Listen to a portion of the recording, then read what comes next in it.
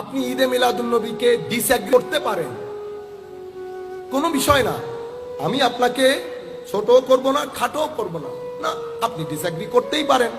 কিন্তু আমি যেটা আপনাকে বলতে চাচ্ছি সেটা হচ্ছে ঈদে মিলাদুন নবীর উপর গত 1000 বছর, আপনি যদি বলেন 700 বছর, আমি আরো কমাইলাম, এটা 500 বছর করেন, কিন্তু ভাইজান এই ঈদে মিলাদুন নবীর উপর উম্মতের স্কলাস্টিক বডি প্রাচ্য থেকে পাশ্চাত্য পর্যন্ত সকলে ঐক্যমত্য পোষণ করেছে। যেই সকলে ঐক্যমত্য পোষণ করেছে, রাসূলে পাকের নবুয়তের সিল লেগেছে সেখানে। কোনটা?